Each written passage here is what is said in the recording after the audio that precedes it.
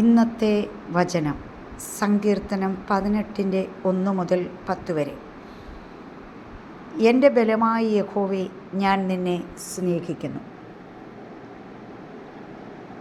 യഹോവ എൻ്റെ ശൈലവും എൻ്റെ കോട്ടയും എൻ്റെ രക്ഷകനും എൻ്റെ ദൈവവും ഞാൻ ശരണമാക്കുന്ന എൻ്റെ പാറയും എൻ്റെ പരിചയും എൻ്റെ രക്ഷയായ കൊമ്പും എൻ്റെ ഗോപുരവും ആകുന്നു. സുസ്ഥനായ യഹോവയെ ഞാൻ വിളിച്ചപേക്ഷിക്കുകയും എൻ്റെ ശത്രുക്കളുടെ കയ്യിൽ നിന്നും രക്ഷ പ്രാപിക്കുകയും ചെയ്യും.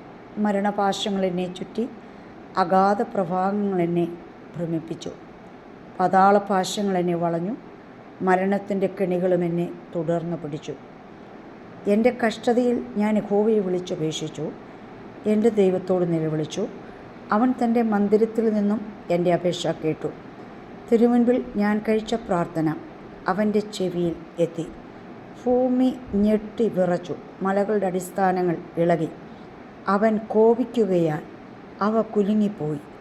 അവൻ്റെ മൂക്കിൽ നിന്നും പുക പൊങ്ങി, അവൻ്റെ വായിൽ നിന്നും തീ പുറപ്പെട്ട് ദഹിപ്പിച്ചു. തീക്കനൽ അവങ്കിൽ നിന്ന് ജ്വലിച്ചു. അവൻ ആകാശം ചായച്ചിറങ്ങി. കൂരിരുൾ അവൻ്റെ കാൽ കീഴുണ്ടായിരുന്നു. അവൻ കെരൂബിനെ വാഹനമാക്കി പറന്നു. അവൻ കാറ്റിൻ്റെ ചിറകിന്മേലിരുന്ന് പറപ്പിച്ചു. ആമേൻ.